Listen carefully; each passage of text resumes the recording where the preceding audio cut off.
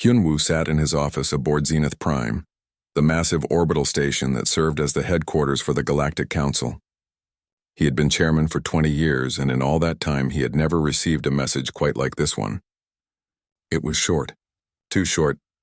Effective immediately, humanity withdraws from all Galactic Council operations. We wish you well. Ambassador Ji-won. He read it 3 times, hoping the words would change. They did not.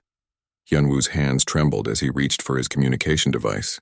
He called Ji-won directly, but her office on Earth simply forwarded him to an automated response. All human diplomatic channels were suddenly closed. He tried the military liaison office, hoping to reach someone who could explain what was happening. That line was dead too. Within the hour, reports began flooding in from across the galaxy. Human ships were turning around mid-voyage. Human diplomats were packing their offices. Human military bases were shutting down their defense grids and preparing to leave. It was happening everywhere all at once, like someone had flipped a switch. The council chamber erupted into chaos when Hyunwoo called an emergency session. Representatives from 200 species crowded into the vast circular room, their voices creating a deafening wall of sound. Some were celebrating. Others were demanding explanations. A few, like Hyunwoo, simply looked worried. "This is wonderful news," declared the Tolvian representative, his 3 eyes gleaming with satisfaction. "Finally, we are free of human interference. They have dominated council affairs for too long." Several other representatives voiced their agreement. Humans had always been uncomfortable allies. They asked too many questions about council finances. They refused to ignore corruption in member governments. They had a disturbing habit of winning wars that everyone else thought were unwinnable, which made other species feel inadequate. "We should celebrate this day," another representative said. "The galaxy belongs to all of us again, not just to humanity." Hyunwoo said nothing. He had worked closely with humans for decades. He had seen them negotiate peace treaties that saved billions of lives. He had watched human soldiers hold defensive lines that no other species would even attempt. He had observed as human merchants kept trade flowing through dangerous sectors that everyone else abandoned. Humans were not perfect. They could be stubborn and frustrating. But they were also reliable. When humans said they would do something, they did it. When a crisis emerged, humans showed up, and now they were leaving. "Has anyone considered why they are doing this?" Hyunwoo finally asked, his voice cutting through the celebration. "In 300 years, humanity has never abandoned their commitments." "What changed?" The chamber fell silent for a moment. Then the Tolvian representative laughed. "Perhaps they finally realized they are not as important as they think they are." "Good riddance." The laughter spread through the chamber. Hyunwoo sat down heavily in his chair and watched his colleagues celebrate. He wanted to believe they were right. He wanted to believe that the council would be fine without humanity. But he had a terrible feeling that they were all about to learn a very harsh lesson. Over the next 3 weeks, humanity completed their withdrawal with remarkable efficiency. They did not sabotage anything. They did not make threats. They did not even seem angry. They simply packed up and left, handing over facilities and equipment to council representatives with polite formality. Admiral Dae-hyun was the last human military officer to leave council space. Hyunwoo met with him on the landing platform of Zenith Prime, watching as human ships assembled in formation beyond the station's windows. "Why are you doing this?" Hyunwoo asked. "After everything we have built together?" Dae-hyun was a tall man with gray hair and eyes that had seen too many battles. He looked at Hyunwoo with something like sympathy. "Chairman, how many times has the council voted to limit human expansion in the past decade?"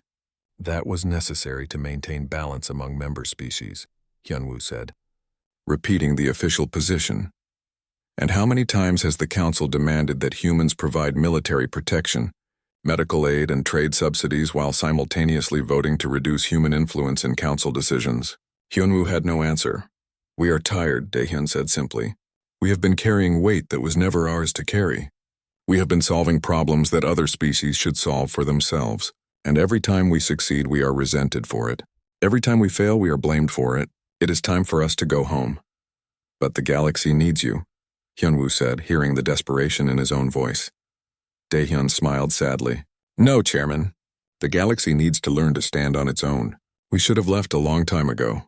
The Admiral saluted, a crisp military gesture, then turned and walked toward his ship. Hyunwoo watched the human fleet depart, hundreds of vessels jumping to faster-than-light speed in perfect coordination. Within minutes, they were gone. The station felt emptier somehow, quieter. Hyunwoo returned to his office and found a data packet waiting for him. It was from Ambassador Jiwon, marked as a personal message. He opened it with shaking hands. Inside was a single document. It was a list of everything humanity had been doing behind the scenes for the past 300 years. Every trade route they subsidized, every medical program they funded, every diplomatic crisis they quietly resolved, every military threat they neutralized before it became public knowledge. The list was 2,000 pages long. At the bottom, Jiwon had written a short note. "We did not do these things for glory or gratitude. We did them because they needed to be done, but we cannot do them forever. You will manage. You will have to. Take care of yourselves, old friend." Yunwoo sat alone in his office as the station's artificial night cycle began. Through his window, he could see the galaxy spread out before him, millions of stars glittering in the darkness. It looked peaceful, beautiful. He wondered how long that peace would last. In the council chamber, the celebration continued. Representatives were already discussing how to divide up the sectors that humanity had been managing. There was talk of new opportunities, new freedoms, new possibilities. Hyunwoo listened to their excited voices and felt a cold weight settling in his chest. They thought they had won something. They thought humanity's departure was a victory. He hoped they were right. He feared they were wrong. The galaxy was about to change. And without humanity to catch them when they fell, Hyunwoo suspected the cost would be higher than anyone could imagine. At first, everything seemed fine. The council reorganized administrative duties. They appointed new sector coordinators to replace human officials.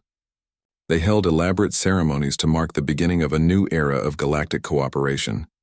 The representatives congratulated themselves on handling the transition so smoothly. Yunwoo attended these ceremonies and said nothing. He had stopped voicing his concerns after the first month, when his warnings were dismissed as pessimism. Now he simply watched and waited. The first crack appeared on a Tuesday. The Krellian warlords had always been a problem. They controlled a small but aggressive empire on the edge of council space, raiding colonies and stealing resources. For decades, human battle groups had been stationed near Krellian territory, not attacking but simply being present. The Krellians knew that if they pushed too far, humans would push back harder, but the humans were gone now. The Krellian fleet struck 3 border colonies in a single night. They came with overwhelming force, their ships painted red and black, their weapons tearing through orbital defenses that had not been tested in generations. The colonies sent desperate distress calls. The council assembled an emergency fleet to respond.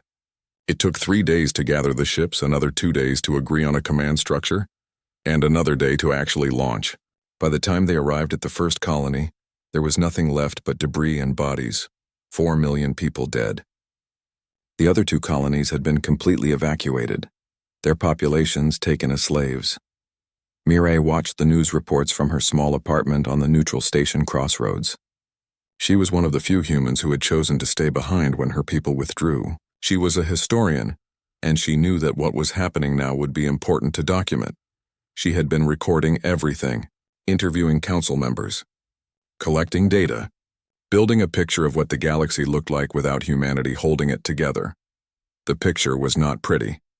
The council fleet had finally engaged the Krellian ships near the second colony. The battle lasted 4 hours. The council lost. Their ships were not designed for real combat. For 300 years they had been ceremonial vessels, performing patrols in safe space and showing flags at diplomatic events. Their crews did not know how to fight. The Krellians destroyed half the council fleet and captured the rest. Then they sent a message and send more ships. "We need target practice." Panic spread through the council chamber faster than light. Representatives who had celebrated humanity's departure now stood and demanded action. They wanted someone to fix this problem immediately. "Where is our military leadership?" one representative shouted. "We need tactical coordinators," another said. "Deploy our defensive protocols," a third demanded. Slowly, the terrible truth emerged. The council did not have military leadership. They had generals, but those generals had never fought a real war. They had tactical coordinators, but those coordinators had been trained by humans and had never developed their own expertise. They had defensive protocols, but those protocols had been written by human strategists decades ago, and no one had updated them. For 300 years, the Council had let humanity handle security while they focused on politics and profit. Hyunwoo stood before the chamber and spoke quietly. "We have no one who knows how to fight this war. We need help." "Then hire someone," the Tolvian representative said. "There must be mercenaries available." Hyunwoo contacted Sang-hoon, a former human military liaison who had stayed behind to work as an independent contractor. Sang-hoon was in his 50s, a career soldier who had trained half the Council's defense forces. If anyone could help, it was him. They met in a cafe on Zenith Prime. Sang-hoon ordered tea and listened as Hyunwoo explained the situation. "Can you train our forces?" Hyunwoo asked. "Can you help us fight the Krellians?" Sang-hoon sipped his tea slowly. "I can train your people, but training takes months, maybe years, and I cannot command your forces. I have no authority here anymore. I am just a consultant." "We will pay you," Hyunwoo said desperately. "It is not about money," Sang-hoon replied. "It is about reality. You need an entire military infrastructure. You need command schools and tactical academies. You need combat experience and institutional knowledge. Those things cannot be bought or hired. They must be built over time." "We do not have time," Hyunwoo said. Sang-hoon looked at him with something like pity. "I know." The Krellians attacked again the following week. This time they struck deeper into Council space, hitting a major trading hub called Talis 4. The planet had a population of 2 million, most of them civilians working in mining operations. The Council sent another fleet. It arrived too late. Talis 4 was burning when they got there. The Krellians had bombarded the surface from orbit, turning cities into glass. There were no survivors. 2 million people dead in a single afternoon. Mirai interviewed the fleet commander after he returned. His name was Vorath, a dignified officer from the Selkian species. He had been in the military for 30 years. "Did you engage the enemy?" Mirai asked. "We tried," Vorath said. His hand shook as he spoke. "They were already leaving when we arrived. We pursued them, but they were faster than us, better armed, better trained. We fired everything we had. We did not hit a single ship." "What happened then?" "They turned around," Vorath said quietly. "They came back at us. We tried to maintain formation, but we had never practiced combat maneuvers. Our ships collided with each other. 3 vessels were destroyed by friendly fire before the enemy even reached us. When they did..." He stopped talking and stared at nothing. "You do not have to continue," Mirai said gently. "They toyed with us," Vorath said. "They could have destroyed us all in minutes. Instead, they disabled our weapons and left us floating in space. They wanted us to go back and tell everyone what happened. They wanted us to spread fear." Mirai published her interviews on the Galactic Network. The response was immediate. Rage, fear, and desperation flooded the communication channels. Everyone wanted someone to blame. Many blamed Hyunwoo for failing to stop the attacks. Others blamed the Krellians. But a growing number were starting to blame themselves. "We should never have let the humans leave," one representative said during a council session. "We should have appreciated what they did for us," another admitted. But appreciation did not bring back the dead, and it did not stop the Krellians. Hyunwoo sat in his office and reviewed the casualty reports. 6 million dead in 6 months. And this was only the beginning. The Krellians were just one threat.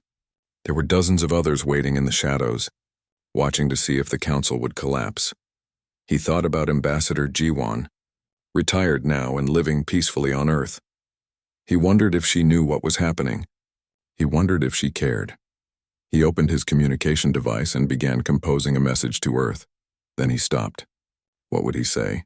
That the council needed help? That they had made a mistake? Pride had led them here. Pride might kill them all. Hyunwoo deleted the message and went back to reading casualty reports.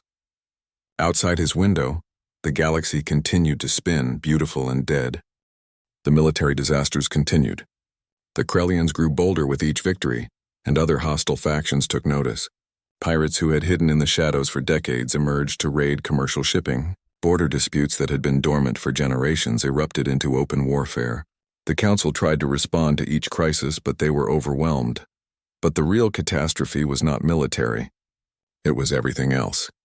The first trade routes began failing in month 14. The Serpentine Run, a major commercial corridor connecting 12 systems, suddenly had no traffic. Merchants refused to travel through the sector because there were no escorts, no protection from raiders, no guarantee of safety. Hyunwoo called a meeting with the council's economic advisors. They gathered in a conference room with charts and data displays covering the walls. "Why are the merchants not traveling?" Hyunwoo asked. The chief economic advisor, a thin woman named Kalissa, pulled up a financial report. "The insurance costs are too high. Without military protection, the risk of pirate attacks has increased by 800%. Most shipping companies cannot afford the insurance premiums." "Then we will provide military escorts," Hyunwoo said.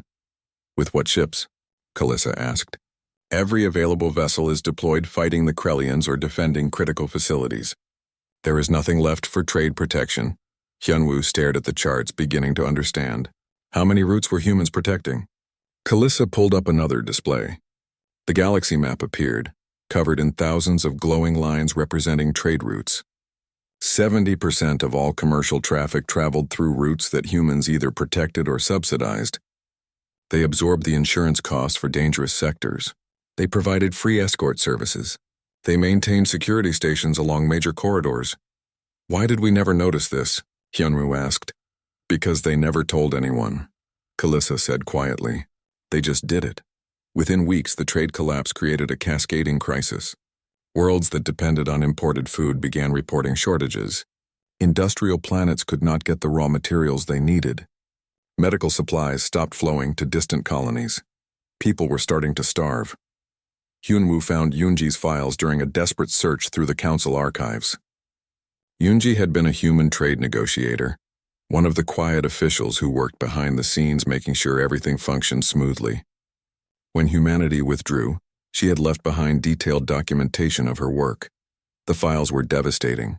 She had compiled lists of every trade subsidy, every diplomatic arrangement, every economic support system that humanity had maintained. The council had assumed all these things were just part of how the galaxy worked. They had never realized that humans were paying for most of it. One document stood out. It was titled Economic Impact Analysis Human Withdrawal Scenarios. Yoonji had predicted everything. She had known exactly what would happen when humans left. She had calculated the timeline for trade collapse, estimated casualties from supply chain failures, projected the spread of famine and disease. At the bottom of the document, she had written a single line: "They will understand the cost when it is too late to matter." The plague started on Dorvian Prime, a densely populated world in the inner sectors. It was a common bacterial infection, easily treated with standard antibiotics. Except the antibiotics did not arrive. The Planetary Health Authority sent urgent requests for medical supplies. The Council's medical coordinator assured them that shipments were on the way. But the shipments never came. The merchant vessel carrying them had been destroyed by pirates 3 sectors away. By the time anyone realized what was happening, the infection had spread across the planet. Without treatment, it turned deadly. Hospitals overflowed. The crematoriums ran day and night. Mireille traveled to Dorvian Prime to document the crisis. She wore a protective suit and walked through empty streets. Bodies were stacked in warehouses because there was nowhere else to put them. The survivors huddled in their homes, terrified of infection. She interviewed a doctor named Morlesh who had been working for 70 straight hours. His skin was gray with exhaustion. "Why did this happen?" Mireille asked. "The medicine was supposed to come from a human pharmaceutical company," Morlesh said. "They produced it at cost, sold it for almost nothing. When humans left, the company stopped supplying us. The council tried to find replacements, but other companies charged 50 times more. We could not afford it." "How many dead?" Mireille asked. Morlesh looked at her with hollow eyes. 800 million. Maybe more. We stopped counting. The plague burned through Dorvian Prime like fire. By the time it was contained, the planet's population had been cut in half. 1,600 million people had lived there. Now there were 800 million. The death toll from the plague exceeded all the military casualties combined. Hyunwoo stood before the council and read the reports. His voice was steady, but his hands shook. Representatives sat in silence, finally understanding the magnitude of their failure. "We assumed the galaxy ran itself," Hyunwoo said. "We thought infrastructure was automatic, that trade routes just existed, that medical supplies appeared when needed. We never saw the humans working behind the scenes to make it all function. We never appreciated what they did because they made it look effortless. The Tolvian representative, who had celebrated humanity's departure, stood slowly. What do we do now? We learn, Hyunwoo said. We learn to do for ourselves what humans did for us. But learning took time. And people were dying now. The jump gate failures began in month 20. The gates were ancient technology, built by a precursor civilization millions of years ago. They allowed faster-than-light travel between star systems. No one in the current galaxy knew how to build them. They only knew how to use them, or so they thought. The first gate failure occurred in the Helix sector. A passenger ship carrying 10,000 people entered the gate and never emerged on the other side. Search parties found nothing. The ship had simply vanished.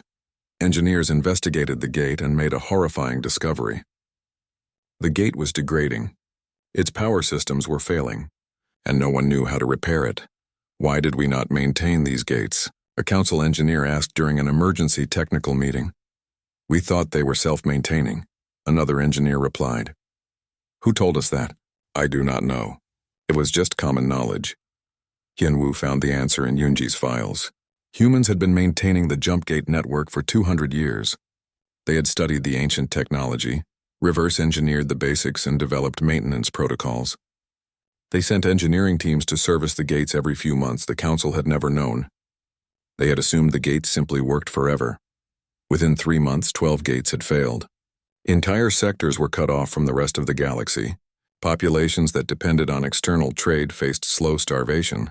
Colonies called for evacuation, but there was no way to reach them without the gates. Millions more would die trapped on isolated worlds. Hyunwoo sat alone in his office, surrounded by reports of cascading failures, trade collapse, plague, infrastructure breakdown, military defeats. Each crisis fed into the next, creating a spiral of disaster. The galaxy was coming apart. He pulled up Yoonji's economic impact analysis again and read her predictions. She had calculated that without human support, the Galactic Council would lose approximately 40% of its population within 5 years. Billions would die from war, disease, starvation, and infrastructure collapse. The Council had 2 choices. They could let the galaxy burn, or they could beg humanity to come back. Hyunwoo knew which choice they would make. He also knew what the answer would be, but he had to try. The Council had debated for weeks before making the decision. Some representatives still clung to their pride, insisting they could solve their problems without human help. But the death toll spoke louder than pride. 3 billion dead and counting. The number grew larger every day. The delegation consisted of 12 representatives from major council species. Hyunwoo led them. Mireille accompanied them as an observer, her recordings documenting every moment of this historic journey. They traveled in an old diplomatic vessel, one of the few ships the council could spare. The journey took 2 weeks through the failing jump gate network. 3 gates had collapsed since they started their journey, forcing them to take longer routes. When they finally emerged in the Sol system, Hyunwoo felt his breath catch. Earth hung in space like a blue jewel, more beautiful than he remembered. The system was busy with traffic. Human ships moved between the planets, engaged in construction projects and mining operations. Massive space stations orbited Mars and Jupiter. The asteroid belt was dotted with habitats and industrial facilities. Humanity was thriving. They received landing permission and descended to Earth's surface. The delegation was directed to a small coastal city, a place called Busan. They landed at a private spaceport and were met by a simple ground vehicle. No ceremony. No honor guard. No diplomatic fanfare. Just a quiet vehicle that took them to a house overlooking the ocean. Jiwon was waiting for them in her garden. She was older now, her hair completely white, but her eyes were still sharp. She wore simple clothes and knelt beside a flower bed, tending to roses with careful hands. She stood when they arrived and bowed slightly in greeting. Chairman Hyunwoo, welcome to my home. Ambassador Jiwon, Hyunwoo said. Thank you for seeing us. I'm not an ambassador anymore, Jiwon said with a small smile. Just a retired woman with a garden. But please come inside. I have tea prepared. They sat in Jiwon's living room. It was a modest space filled with books and art.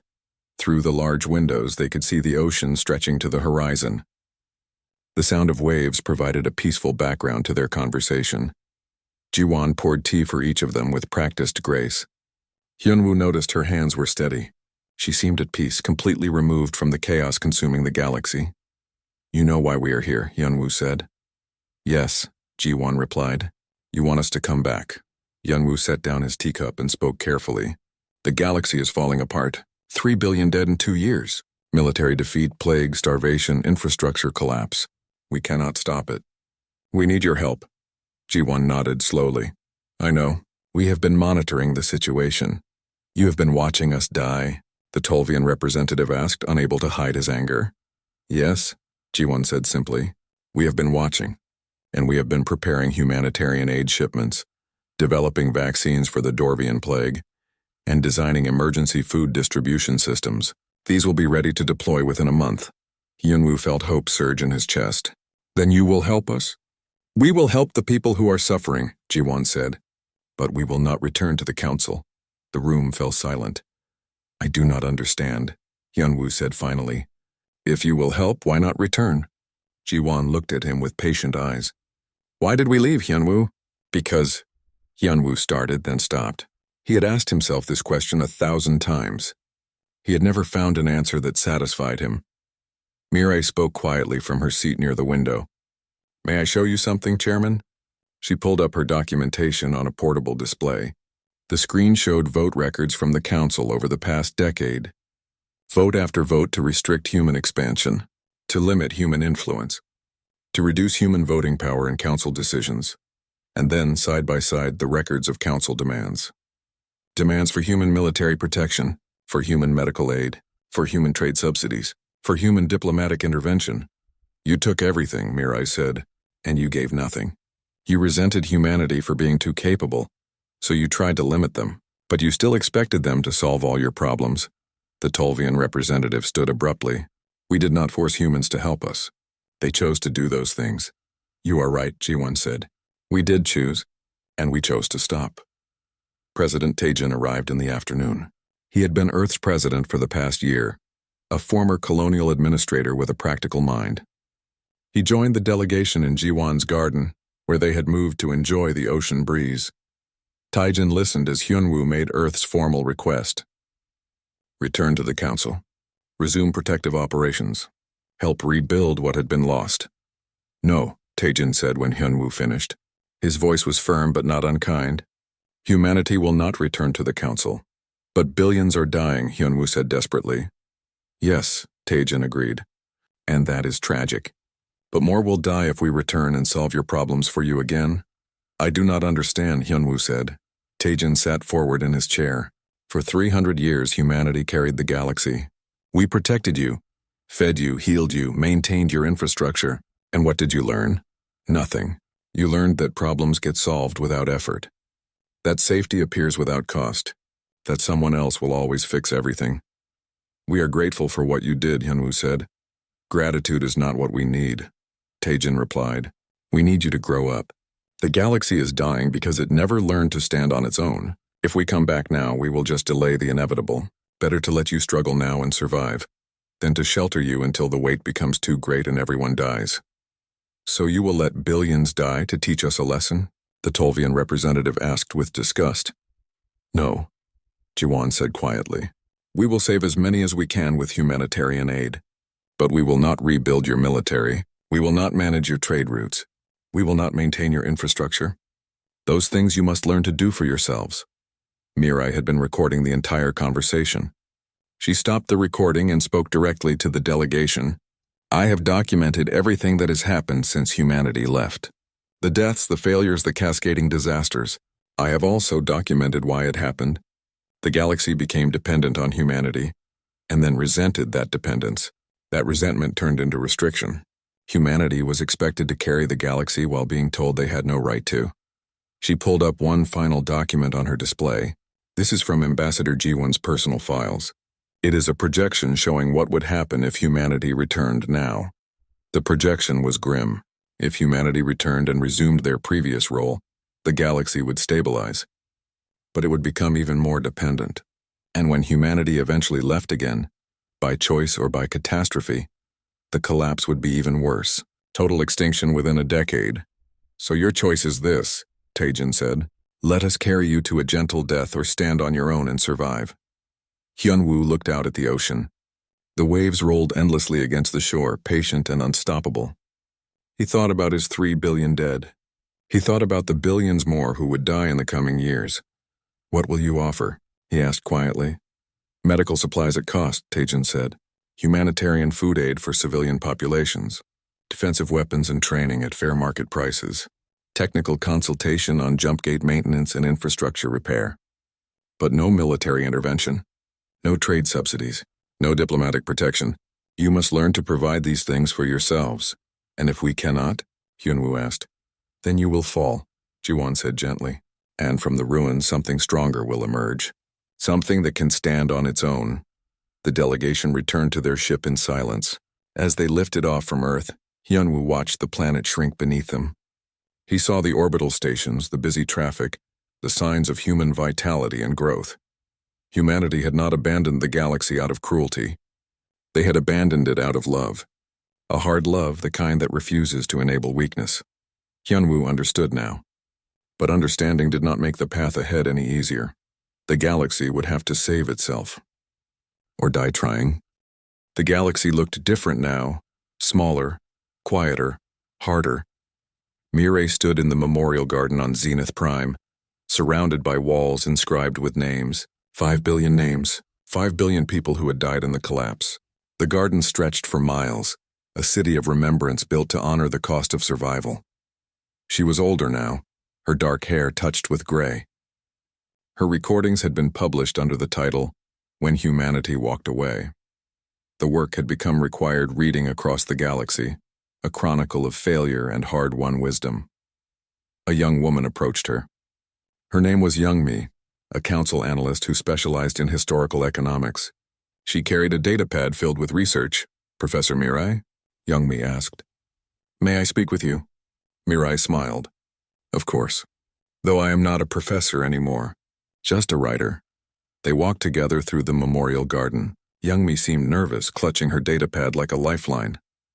I have been studying pre-human council history, Youngmi said.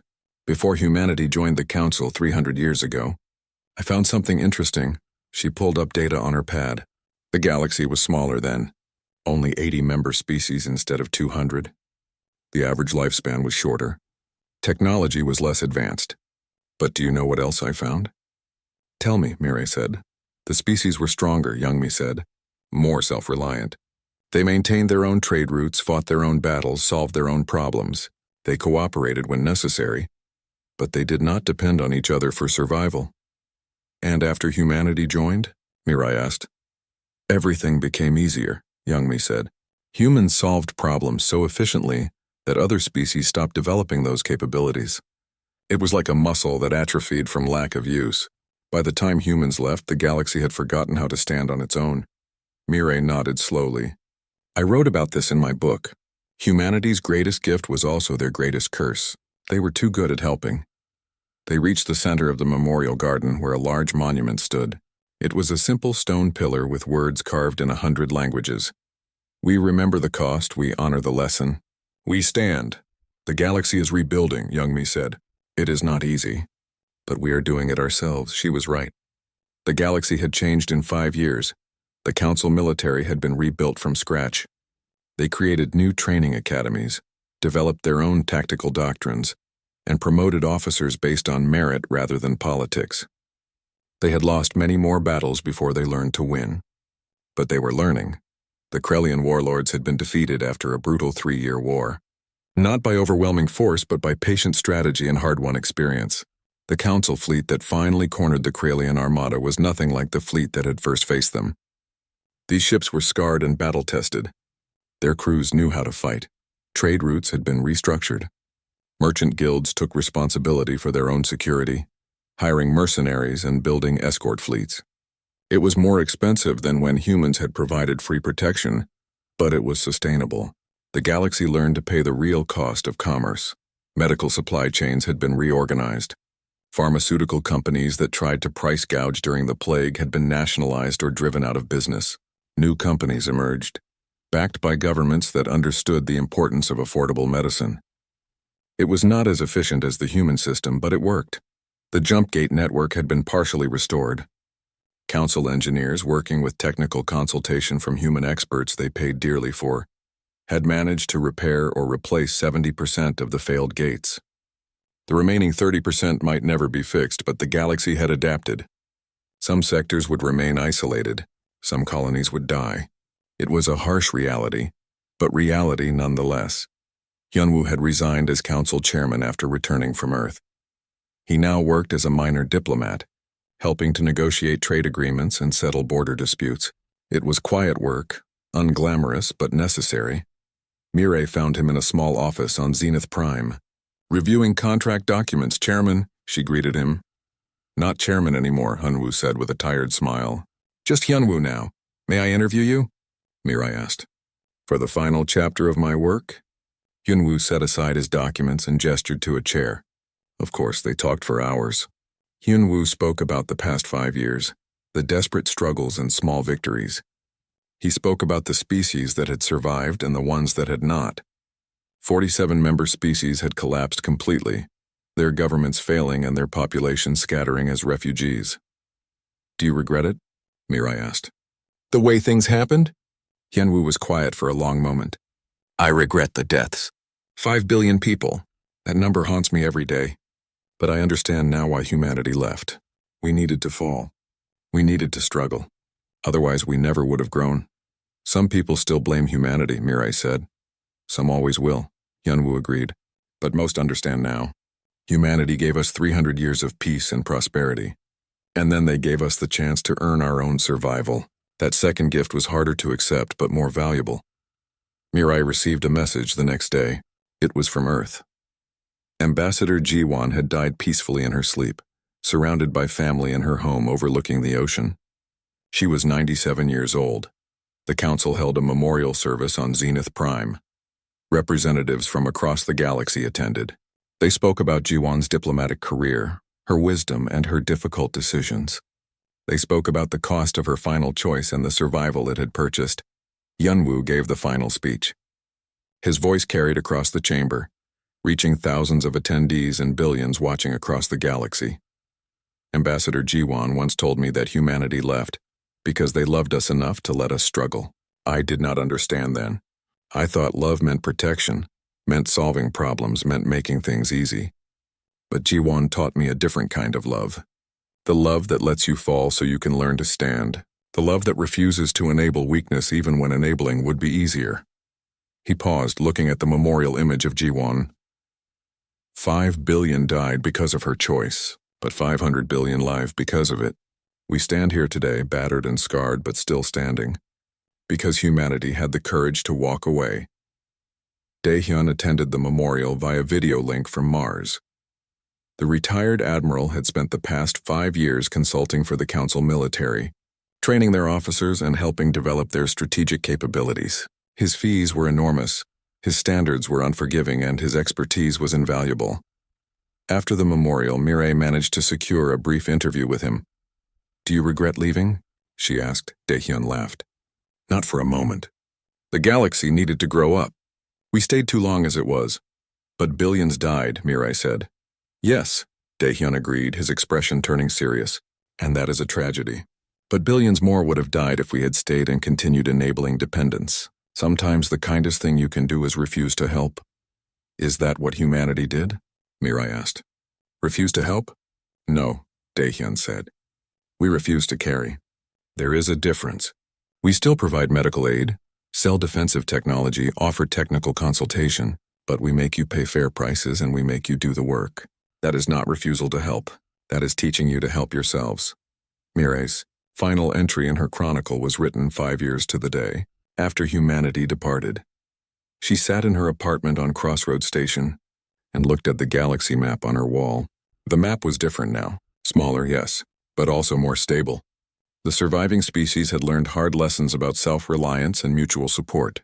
She began to write. Humanity did not abandon the galaxy. They simply refused to carry it any longer. And in that refusal, they taught us the most important lesson. Survival is not a gift to be given, but a strength to be earned. We paid a terrible price for this lesson. 5 billion dead, 47 species extinct, entire sectors still isolated by failed jump gates. The scars will never fully heal, but we survived. And we survived on our own. The galaxy bears its own weight now. We have our own military, trained through hard combat. We have our own trade systems, expensive but sustainable. We have our own infrastructure, imperfect but improving. We do not hate humanity for leaving. We thank them, not for the 300 years they spent carrying us, but for the moment they finally let us fall. That moment taught us to stand, and standing on our own, we finally became worthy of the galaxy we inhabit. Mireille saved the file and transmitted it to publishers across the galaxy. Then she stood and walked to her window. Outside, ships moved through space. Council ships built and crewed by species that had learned to depend on themselves. They were not as sleek as human vessels, not as efficient, but they flew, and that was enough. Somewhere far away, humanity was building and exploring and growing.